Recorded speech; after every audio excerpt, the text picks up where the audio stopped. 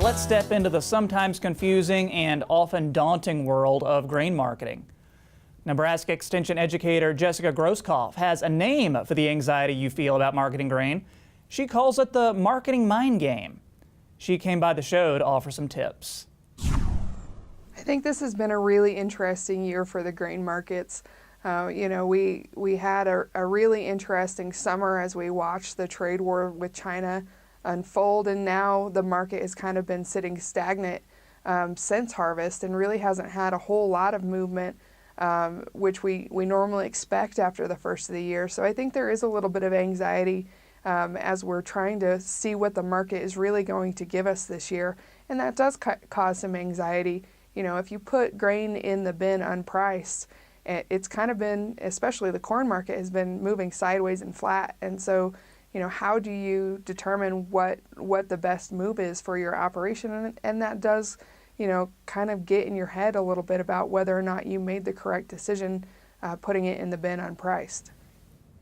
And you have some things that we can do to reduce that anxiety, and that probably starts with being satisfied with the decisions you've made and not beating yourself up about it too much.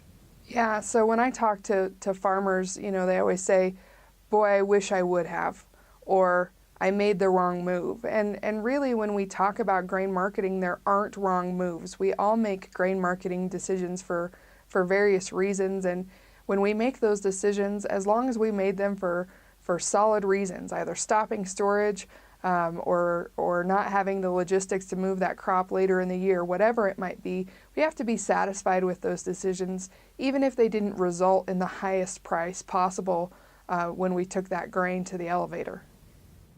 And there's so much information out there, some might even say information overload. What can we do in that regard?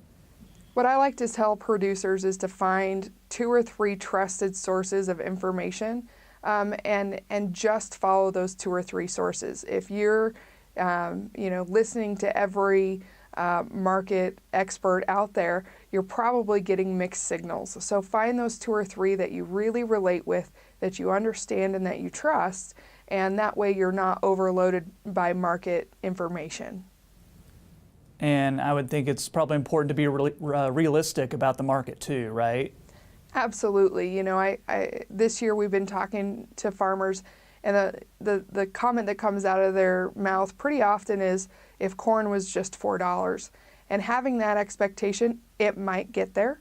But in terms of cash price, I don't think that opportunity, if it exists, is going to exist for very long. So having that realistic price target is really important, because I could be making some solid sales right now at $3.60, and that would be a good opportunity for me to lock in some profit for that corn that will be harvested this coming year.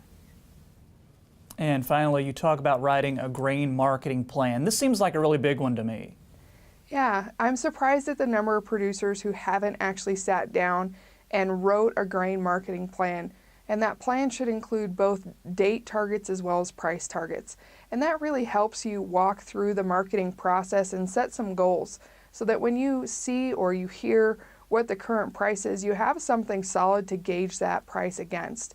And also understanding and thinking through, is that a good price? Is that a good basis value? Is that a good futures value? And what type of action did I say I was going to take when I saw that price? So having that grain marketing plan written out is a really great way to make good decisions and not regret the decisions that you've made.